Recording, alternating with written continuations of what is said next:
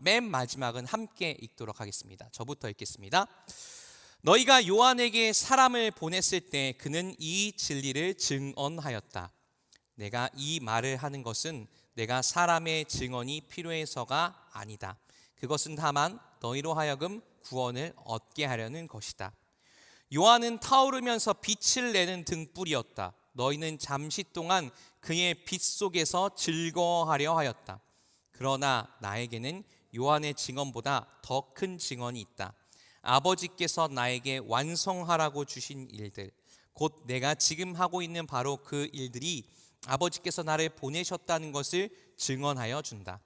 또 나를 보내신 아버지께서 친히 나를 위하여 증언하여 주셨다. 너희는 그 음성을 들은 일도 없고 그 모습을 본 일도 없다. 또 그 말씀이 너희 속에 머물러 있지도 않다. 그것은 너희가 그분이 보내신 이를 믿지 않기 때문이다. 우리 함께 읽겠습니다. 너희가 성경을 연구하는 것은 영원한 생명이 그 안에 있다고 생각하기 때문이다. 성경은 나에 대하여 증언하고 있다. 아멘. 말씀을 시작하면서요, 어떤 한 분을, 노인이에요, 연세가 많으신 분인데 한 분을 소개해 드리려고 합니다. 혹시 첫 번째 사진 보여주실 수 있을까요? 네, 바로 이 사진인데요. 혹시 이분이 누군지 아시는 분 계신가요? 네, 이분이 누군지 아시는 분은 굉장히 뭐 정치나 역사에 관심이 많으신 분일 겁니다. 이게 지금 뭐 하는 것 같으세요, 여러분? 혹시 감이 안 오시죠? 일단 이분의 이름은요, 지미 카터라고 하는 분입니다. 그리고 이분이 지금 뭐 하고 계시냐면요, 주일 학교에서 아이들을 유년부, 어린이부 주일학교 교사로서 아이들을 가르치고 계신 거예요.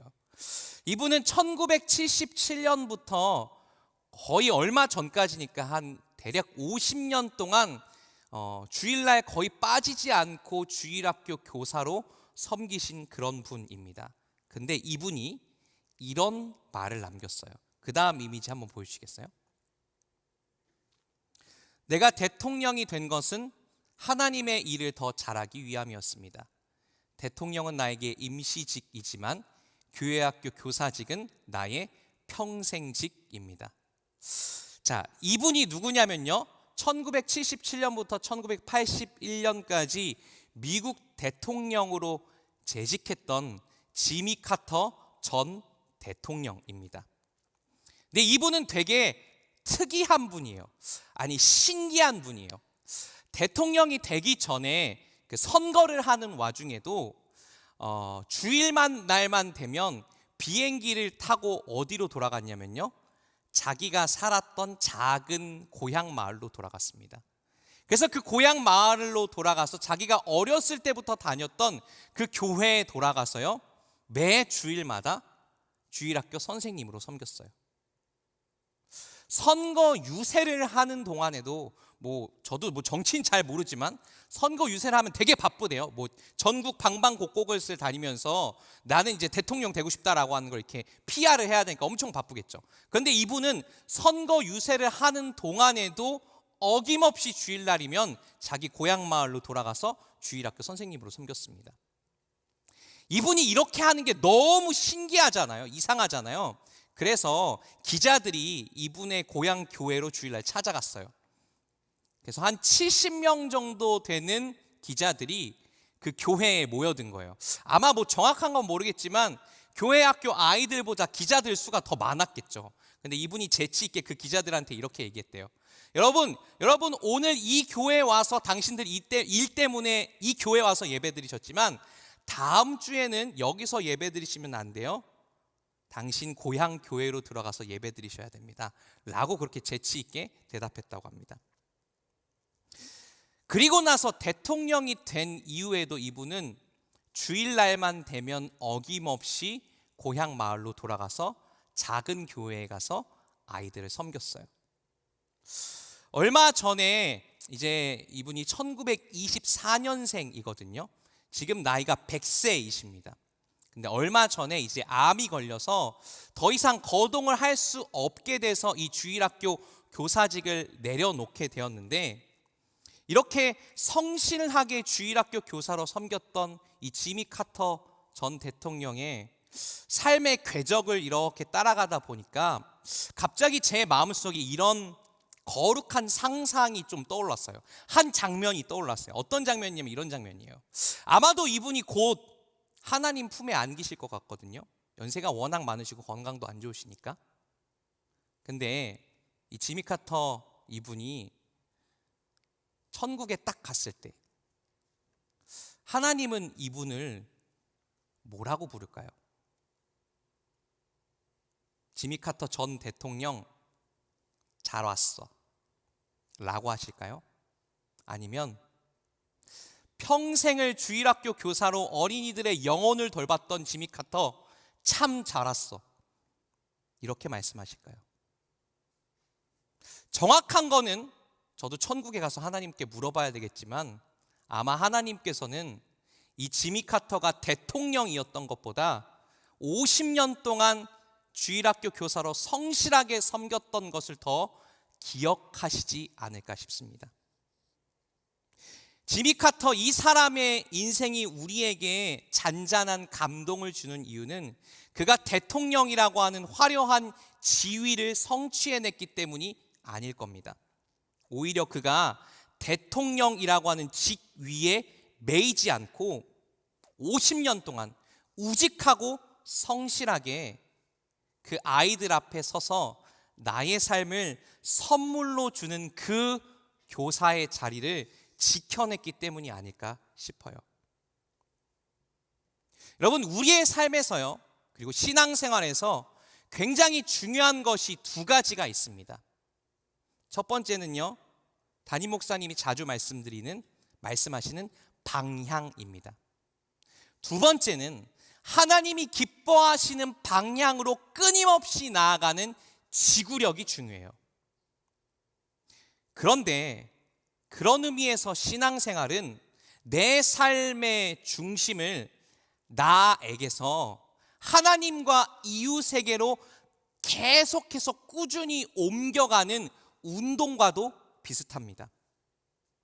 그런 의미에서 제가 아까 말씀드렸던 저 지미 카터의 일생은 내가 원하는, 내가 기뻐하는, 내가 좋아하는 그런 것들로부터 내 삶의 중심을 끊임없이 하나님과 이웃을 향해 옮겨갔던 아주 좋은 예시이지 않을까 싶어요. 누구나 신앙생활을 내가 좋아서 시작합니다. 그렇죠? 저도 그랬던 것 같아요. 교회에 오면 자꾸 전도사님이 맛있는 것도 사주고, 교회에 오면 찬양할 때 기쁘고, 교회에 오면 내 마음속이 충만하고 내 안에 만족감이 있으니까 교회에 왔던 것 같습니다. 그런데 그렇게 교회에 오면 내가 좋아서 왔던 그런 자기중심적인 신앙에서 우리의 신앙은요, 점점 자라가야 합니다. 어디까지요? 내 삶의 중심이 하나님과 이웃에게로 옮겨지는 데까지. 자, 그런데 성경은요, 그렇게 삶의 중심이 하나님과 이웃에게로 옮겨진 그런 사람을 이렇게 부릅니다. 우리 사도행전 1장 8절의 말씀 함께 읽어보실까요? 우리 한마음 한뜻 한 목소리로 읽어보겠습니다. 시작. 그러나 성령이 너희에게 내리시면 너희는 능력을 받고 예루살렘과 온 유대와 사마리아에서 그리고 마침내 땅끝에까지 이르러 내 증인이 될 것이다. 내 삶의 중심이 하나님과 이웃에게 있는 사람, 더 이상 내가 좋아서 신앙생활하는 게 아니라 하나님의 뜻을 위해서 이웃을 섬기기 위해서 살고 신앙생활하는 그런 사람을 성경은 뭐라고 부르냐면 증인이라고 부릅니다. 증인은 뭐 하는 사람이냐면요, 증언하는 사람이에요. 내가 경험한 걸 말하는 사람이에요. 내가 예수님에 대해서 경험했던 것, 예수님 안에 구원이 있고 예수님 안에 생명이 있고 예수님 안에 참 진리가 있더라 라고 하는 걸, 내가 경험했던 걸 말하는 사람이 바로 증인입니다. 자, 그런데요, 예수님께서 지금 오늘 우리를 모두 그 증인이 되도록 부르셨는데, 그렇게 증인으로 살기 위해서 우리가 반드시 넘어야 할 한 가지 오해가 있습니다. 일단 이 증인이라고 하는 단어는 굉장히 좀 딱딱한 말이죠. 그리고 사실 증인이라고 하는 말은 우리가 일상 속에서 쓰는 말이 아닙니다. 대개 그 법정에서, 재판정에서 쓰는 말이에요. 그리고 재판정의 증인으로 서게 되면 우리나라 형사소송법상 이런 선서를 해야 됩니다. 우리 이미지 한번 보여주시겠어요? 네, 형사소송법 157조에 이렇게 써 있습니다. 양심에 따라 숨김과 보탬이 없이 사실 그대로 말하고 만일 거짓말이 있으면 위증의 벌을 받기로 맹세합니다. 여러분, 증인이 된다는 건요, 사실 부담스러운 겁니다. 책임감이 뒤따르는 일이에요. 그런데 지금뿐만 아니라 지금 우리가 살고 있는 시대의 이 증인이라고 하는 말이 무게감이 있는 말일 뿐이 아니라 예수님이 사도행전 1장 8절에서 너희는 모두 나의 증인이 될 것이다 라고 말씀하셨던 그 시대에도 증인은 되게 무거운 말이었습니다. 예수님이 살던 시대에 로마법에 따르면, 이스라엘 사람들을 식민 통치하고 있던 그 로마법에 따르면요, 증인이 거짓된 증언을 하면요, 그 거짓된 증언의 무게에 따라서 어떻게 될 수도 있었냐면 사형당할 수도 있었습니다. 그래서 이 증인이라고 하는 말을, 그 말을 그리스어, 헬라어로는 마르투스라고 하는데요, 그 마르투스라고 하는 말에서 순교자라고 하는 영어 단어 마터라고 하는 말이 나왔어요. 그러니까 증인은 무거운 겁니다. 책임감이 뒤따라요. 그런데 여러분, 그 무거움과 그 책임감 때문에 우리는 증인으로 살아간 것에 대해서 오해합니다. 어떤 오해냐면 이런 오해를 해요. 혹시나 내가 예수님에 대해서 내 주변 사람들에게 잘못 증언하면 예수님이 하나님의 아들이라고 하는 거, 예수님이 세상을 구원한 구원자라고 하는 진리가 손상되는 거 아닐까? 내가 좀 예수님에 대해서 좀 멋있게, 막 논리적으로, 철학적으로 좀 이렇게 잘 설명하지 못하면 예수님이 구원자라고 하는 정당성이 좀 사라지는 거 아닐까? 그런 오해를 붙들어 매라고, 그런 걱정과 염려를 붙들어 매라고 예수님께서는요, 오늘 성경 말씀에서 이렇게 우리에게 말씀하십니다. 우리 요한복음 5장 36절 말씀, 우리 함께 읽어볼까요? 우리 한마음 한뜻 한 목소리 크게 읽어보겠습니다. 시작. 그러나 나에게는 요한의 증언보다 더 큰 증언이 있다.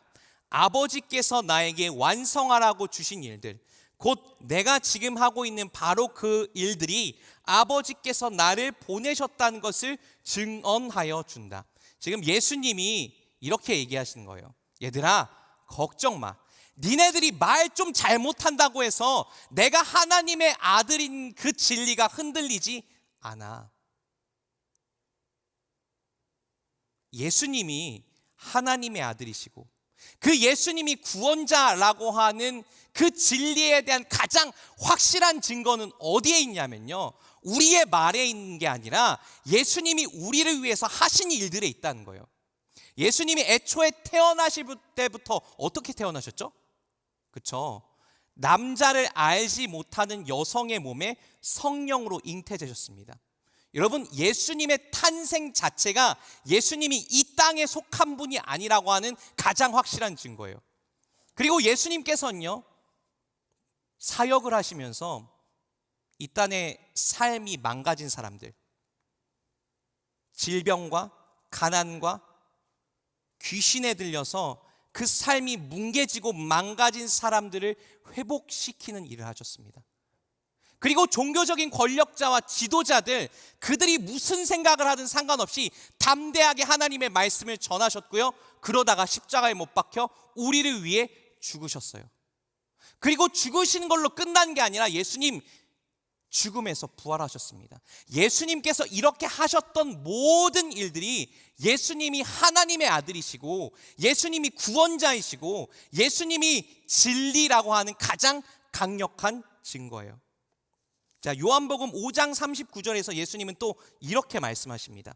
우리 함께 읽어보실까요? 시작. 너희가 성경을 연구한 것은 영원한 생명이 그 안에 있다고 생각하기 때문이다. 성경은 나에 대하여 증언하고 있다. 예수님 또 뭐라고 얘기하세요? 얘들아, 너희들이 말 잘한다고 해서 내가 하나님의 아들인 게 더 정당성이 더 드러나고, 너희들이 말 못한다고 해서 내가 하나님의 아들이 아닌 게 되는 게 아니야. 성경이라고 하는 이 책 자체가 내가 하나님의 아들임을 증거하고 있어. 걱정하지 마. 한 번쯤은 여러분 누군가에게 이런 경험 해보신 적 있지 않나요? 누군가에게 이렇게 교회 가보자 얘기했을 때 내가 좀 말을 잘 못하면 얘가 예수님을 못 믿게 되는 거 아닌가? 라고 하는 걱정과 염려를 해본 적 있지 않으신가요? 아니면 한 번쯤은 친구들이랑 종교에 대해서, 아니면 인생의 어떤 의미나 이런 거에 대해서 아주 진지하고 깊은 토론을 하시면서, 저는 그런 거 좀 많이 했거든요. 제가 좀 그런가 봐요. 하여튼 그런 토론을 하시면서 혹시나 내가 말을 좀 잘못하면, 혹시나 내가 충분히 논리적이지 못하면 예수님이 하나님의 아들이 아니게 되시면 어떡하지? 그런 생각하신 적 있지 않으신가요? 예수님은 우리에게 오늘 분명하게 말씀하십니다. 걱정 마. 내가 하나님의 아들인 건 변치 않는 진리야.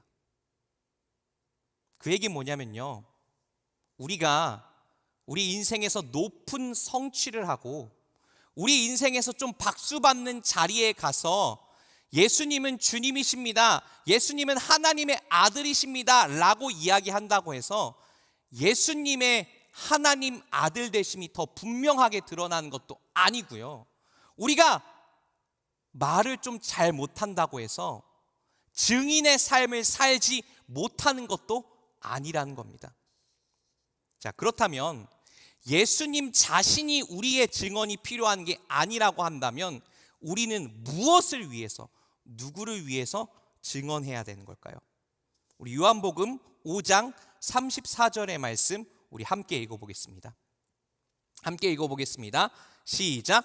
내가 이 말을 하는 것은 내가 사람의 증언이 필요해서가 아니다. 그것은 다만 너희로 하여금 구원을 얻게 하려는 것이다. 자, 예수님께서요 분명하게 말씀하세요. 자기 자신에 대해서 예수님이 말씀하시는 중요한 목적은 예수님 자신을 위해서가 아니라 누굴 위해서라고요? 바로 너희를 위해서다. 여기서 나오는 이 너희가 바로 누구냐면요, 오늘 우리가 읽었던 성경 본문 요한복음 5장은 베데스다 연못이라고 하는 곳에서 예수님께서 말씀하신 설교입니다. 이 베데스다 연못에는요 아주 재미있는 전설이 있었어요. 베데스다 연못에 있는 그 연못물이 한 번씩 흔들리면 천사가 왔다 간 거고, 그리고 그렇게 물이 한 번씩 흔들린 다음에 그 물에 들어간 사람은 어떤 병이든 나을 수 있다라고 하는 신비한 전설이 있는 연못이었습니다. 그 연못에 인생의 구원을 바라는 수많은 사람들이 모여 있었겠죠. 병에 걸린 사람들, 수십 년 동안 병에 시달려서 그 인생이 어둠 속으로 망가진 그런 사람들이 연못에 기다리고 있었습니다. 예수님께서는 말씀하신 거예요. 내가 나에 대해서 증언하는 이유는 나를 위해서가 아니라 구원을 기다리고 있는 너희들, 인생의 변화를 기다리고 있는 너희들, 인생의 회복을 기다리고 있는 너희들을 위해서이다.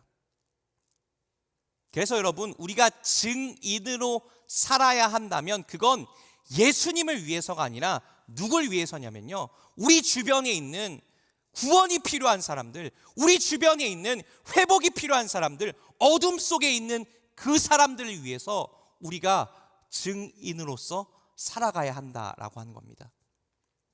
자, 그런데 예수님께서는요 그렇게 증인으로 살았던 한 사람의 인생을 이렇게 비유적으로 표현하십니다. 우리 요한복음 5장 35절의 말씀 함께 읽어보실게요. 함께 읽어보겠습니다. 시작. 요한은 타오르면서 빛을 내는 등불이었다. 너희는 잠시 동안 그의 빛 속에서 즐거워하려 하였다. 자, 예수님이 보시기에 원조 증인은 누구예요?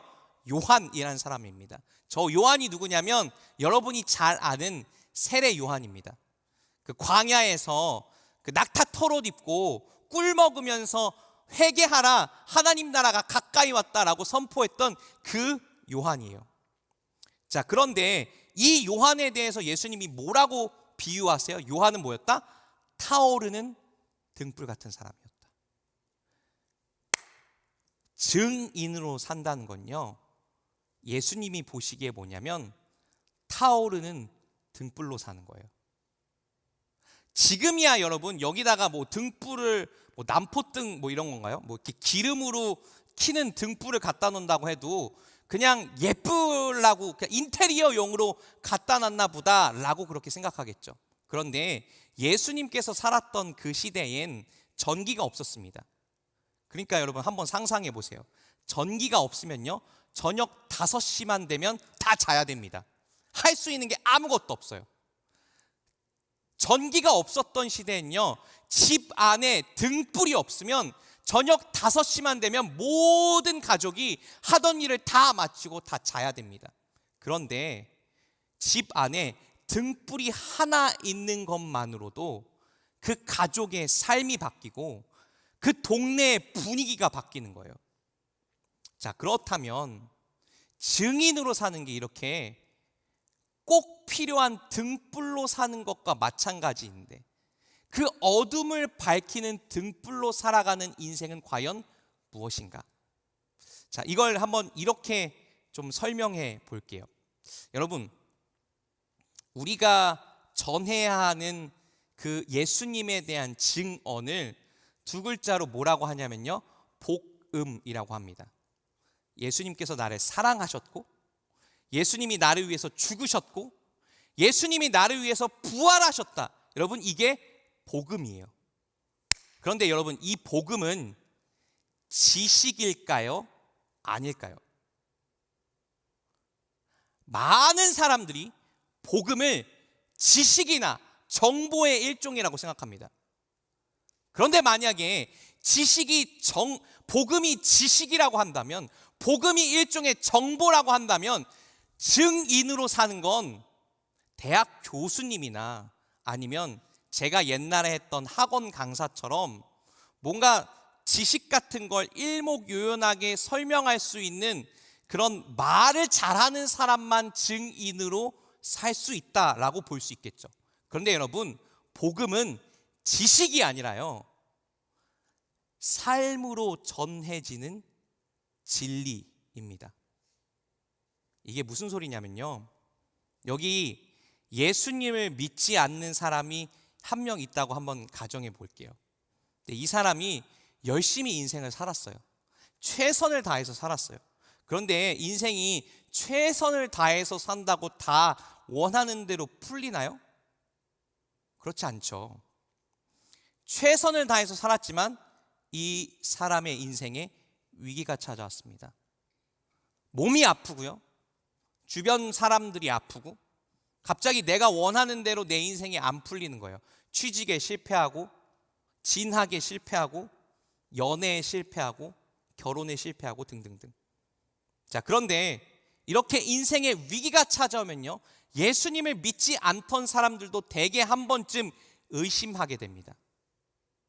내가 지금까지 이렇게 살아왔던 삶의 방식이 맞는 걸까? 내가 지금까지 추구해왔던 내 삶의 가치관과 방향과 신념에 문제가 있었던 거 아닐까? 그런데 그런 의심과 회의의 끝에서 많은 사람들은 더 깊은 의심으로, 그리고 더 깊은 어둠 속으로 들어갑니다. 나는 실패자구나. 내 인생은 이걸로 끝났구나. 그런데요, 우리 교회에는 참 감사하게도 예수님을 전혀 믿지 않다가 교회에 오신 분들이 참 많습니다. 그런데 이런 분들의 이야기를 들어보면, 어떻게 교회에 오시게 됐는지 그 이야기를 들어보면 많은 분들이 참 비슷하게, 참 신기하게 하나같이 이렇게 이야기하세요. 제가 제 인생의 위기를 만났었어요. 저는 눈에 보이는 것들을 쫓아 살아가면 그냥 좋은 직장 다니고 그래서 남들 부러워할 것 없는 인생을 살면 그게 잘 사는 거라고 생각했어요. 그런데 제가 제 인생의 위기를 만나니까 그게 아니더라고요. 너무 혼란스럽고 앞이 깜깜했습니다. 그런데 그때 한 사람이 떠올랐어요. 그런데 그때 한 사람이 나한테 했던 말이 떠올랐어요. 그 사람은요, 아무리 봐도 객관적인 기준으로 봤을 땐 뭐 삶의 수준이나 경제적인 상황이나 이런 걸 봤을 땐 그 사람은 그렇게 행복하게 살 수가 없는 사람이었어요. 그 사람은 그렇게 희망차게 살 수가 없는 사람이었어요. 그 사람은 굉장히 힘들고 어려운 상황 속에서도 그런데 신기하게 인생의 희망을 잃지 않았어요. 그런데 그 사람 교회 다니더라고요. 예수님 믿더라고요. 그래서 제가 교회 왔어요. 나도 왠지 교회 가면 그 사람처럼 희망차게 살 수 있을 것 같아서요. 나도 왠지 교회 가면 그 사람처럼 뭔가 내 지금 이 위기를 넘어설 수 있는 힘을 얻을 수 있을 것 같아서요. 예수님에 대해서 잘 알지 못하고 기독교적인 배경이 전혀 없는 분들이 교회에 올 때 이렇게 오시는 분들이 참 많습니다. 여러분, 이게 바로 뭐냐면요, 복음이라고 하는 게 삶으로 전해지는 진리라고 하는 거예요. 우리가 아무리 예수님을 믿지 않는 사람들한테 때때로 말로 증언해야 됩니다. 교회 갑시다. 예수님 믿으면 좋아요. 그런데 그 말과 함께 뭐가 함께 가야 돼요? 우리의 삶이 함께 가야 돼요. 우리가 우리의 삶의 자리에서 예수님을 믿는 기쁨을 그들에게 보이고, 우리가 우리의 삶의 자리에서 예수님을 믿으면 이렇게 인생에 희망이 넘친다라고 하는 게 자연스럽게 드러나면요, 그들이 인생의 위기 가운데 깊은 어둠 속에 있을 때 우리에게서 빛이 나는 게 보이는 거예요. 아, 저 사람은 빛나는구나. 아무리 봐도 저 사람의 인생은 어둠 속에 있어야만 하는 것 같은데 근데 이상하게 저 사람은 자꾸 빛나네. 나도 저 사람처럼 교회 가볼까? 나도 저 사람처럼 예수님 믿어볼까? 예수님께서는요, 오늘 우리가 그렇게 누군가의 삶에 다가가서 빛으로 살길 원하십니다. 그래서 여러분, 증인의 삶은요, 세상 속에 어둠으로 살고 있는 이들의 곁에 다가가서 빛으로 살아가는 거예요. 빛으로 살아내는 거예요. 내 안에 계신 예수 그리스도라고 하는 빛을 뿜뿜하면서 살아가는 그런 삶이 바로 증인의 삶입니다. 부디 우리 모두가 그렇게 우리의 삶의 자리에서 어둠 속에 있는 이들에게 빛으로 다가갈 수 있게 되길 축복합니다. 자, 이제 마지막으로요, 그런데 근본적인 질문이 생기죠. 나도? 아니, 목사님, 증인으로 사는 걸 모두 다 그렇게 살아야 된다고 얘기하는데요, 진짜 나도 증인으로 살아야 되나요? 그거 되게 힘들 것 같은데, 뭐 이런 생각이 드실 수 있을 것 같아요. 자, 사도행전 1장 8절의 말씀 다시 한번 읽어보겠습니다. 우리 한번 크게 읽어보실까요? 시작. 그러나 성령이 너희에게 내리시면 너희는 능력을 받고 예루살렘과 온 유대와 사마리아에서 그리고 마침내 땅끝에까지 이르러 내 증인이 될 것이다. 예수님께서 지금 저 말씀을 언제 하신 거냐면 예수님의 인생에서 부활하신 다음에 하나님의 우편으로 올라가시기 바로 직전에, 그러니까 세상에 있는 모든 예수님의 제자들과 마지막으로 빠이빠이 하시면서 하신 말씀이 이 말씀이에요. 너희들 모두 땅끝까지 이르러서 증인으로 살아야 돼. 그리고 저 예수님의 말씀은요, 그때 그 자리에 있었던 제자들한테 뿐만 아니라 우리한테도 똑같이 적용되는 말씀입니다. 예수님은 우리 모두가 우리의 삶의 자리에서 증인으로 빛으로 살기 원하세요. 자, 그런데도 납득이 안 가실 수 있을 것 같아서요, 제가 성경에 나오는 이 성경에 그 인생이 꽤나 오랜 시간이 적혀 있는 한 사람의 인생을 소개해 드리려고 합니다. 이 사람은 도저히 도저히 예수님을 전하는 증인으로 살 수가 없는 사람이었어요. 이 사람은요, 이런 사람이었습니다. 왜 주변에 그 안티크리스천들 이렇게 있으시죠? 교회 교자만 꺼내면 막 너무 싫어하는 사람들 종종 있으시잖아요. 뭐 이렇게 SNS나 이런 데 보면 기독교 관련 게시물 콘텐츠에다가 막 이렇게 악플다는 그런 분들. 근데 이 사람은요, 그냥 안티크리스천 정도가 아니었습니다. 지금부터 제가 소개해드리려고 하는 이 사람은 예수님을 믿는 사람들을 실제로 잡아다가 감옥에 넣었던 사람이에요. 아니, 감옥에 넣는 정도가 아니라 예수님을 믿는 사람들에게 테러를 가했던 사람입니다. 초대교회의 7 집사 중에 스데반이라는 사람이 있었어요. 이 스데반을 잡아서 돌로 쳐 죽일 때 그걸 앞장섰던 청년이 한 명 있었습니다. 이 사람이 누굴까요? 네, 우리가 잘 알고 있는 가장 위대한 전도자인 사도 바울입니다. 사도 바울이 바울로 이름이 바뀌기 전에 사울일 때 이렇게 예수님 믿는 사람들에게 테러를 가하는 인생으로 살았어요. 그런데 이 사울이 역시 예수님 믿는 사람들을 잡으러 가다가 다메섹이라고 하는 곳으로 가다가 빛 가운데 다가오신 예수님을 만났습니다. 그리고 그 예수님께서 이렇게 말씀하셨죠. 사울에게, 사울아 사울아 왜 네가 나를 핍박하느냐. 그리고 그 음성과 함께 사울의 눈이 멀었습니다. 그리고 예수님께서 이렇게 말씀하셨어요. 가장 가까운 마을에 가서 아나니아라고 하는 사람을 만나면 네 눈 안 보이는 게 다시 회복될 거야. 그리고 아나니아의 입을 통해서 예수님께서는 사울에게 이렇게 말씀하셨습니다. 우리 사도행전 25장 14절의 말씀 읽어볼까요? 사도행전 25장 14절의 말씀입니다. 네, 우리 안 나오면 제가 읽어드릴게요. 그때에 아나니아가 내게 말하였습니다. 우리 조상의 하나님께서 당신을 택하셨어. 당신 사울을 택하셔서 자기의 뜻을 알게 하시고 그 의로우신 분을 보게 하시고 그분의 입에서 나오는 음성을 듣게 하셨습니다.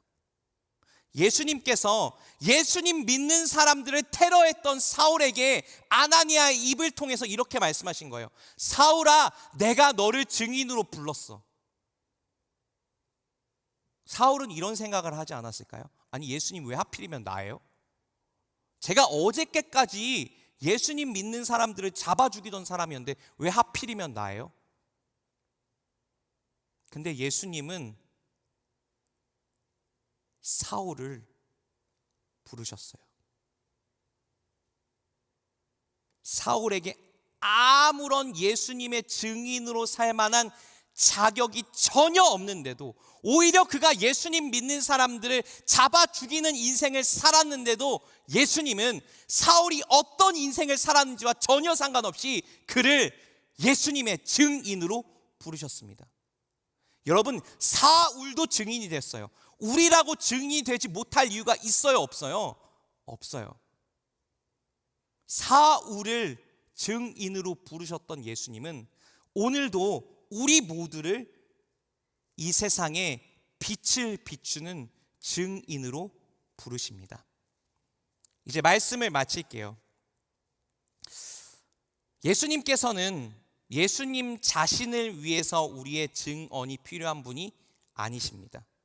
대신에 예수님은요, 오늘도 우리를 세상에서 빛으로 살라고 부르십니다.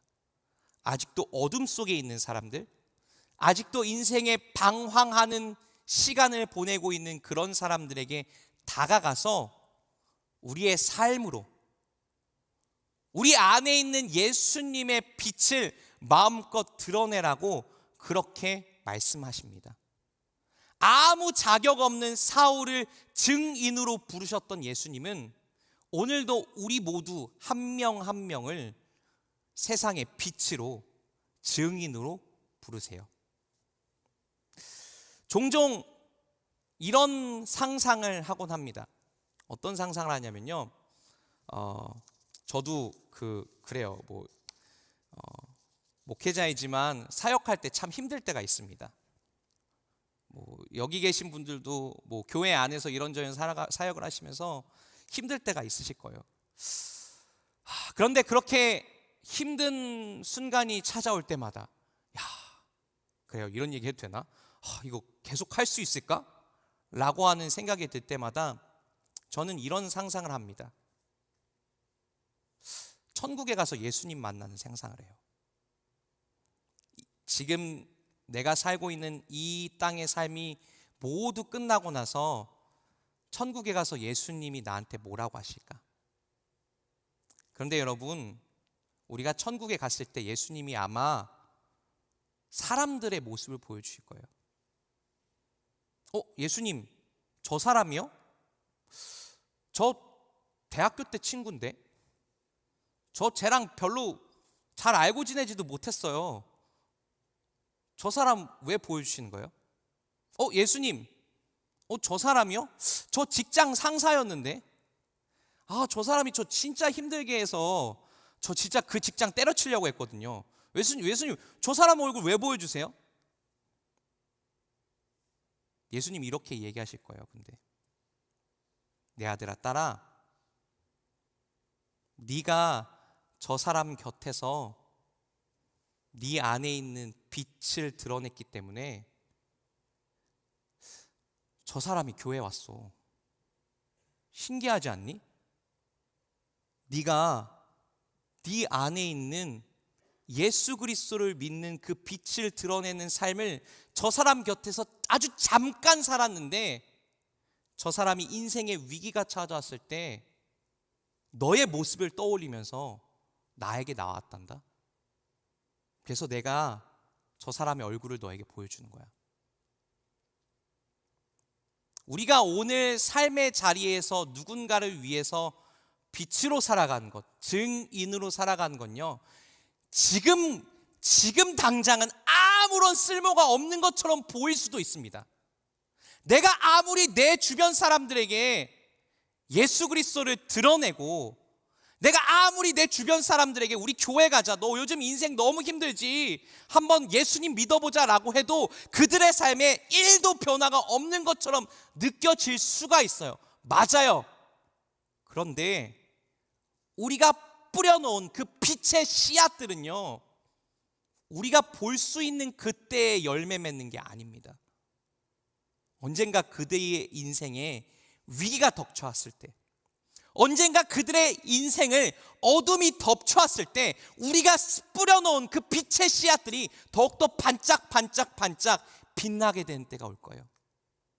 그리고 그때에 그렇게 어둠에 있던 이들이 다시 예수님께로 돌아오는 아름다운 기적, 그 기적을 이루는 밑거름으로 주님께서 우리를 사용하실 줄 믿습니다.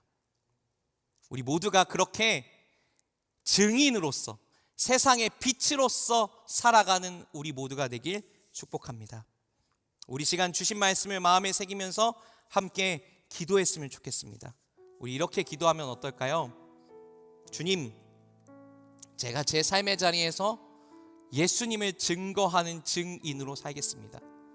더 이상 나의 만족과 나의 기쁨과 내가 원하는 것만을 추구하는 신앙생활에서 벗어나서 내 주변 이웃들을 위해서, 어둠 속에 있는 사람들을 위해서, 어둠 속에 있는 나의 가족, 어둠 속에 있는 나의 친구, 인생의 위기를 만난 그들에게 빛으로 살아가겠습니다. 우리 시간 입술과 마음을 열어 그렇게 함께 결단하며 기도하겠습니다. 사랑해 주여 전능하신 아버지 하나님, 주님, 우리 모두가 우리의 삶의 자리에서 주 예수 그리스도를 전하는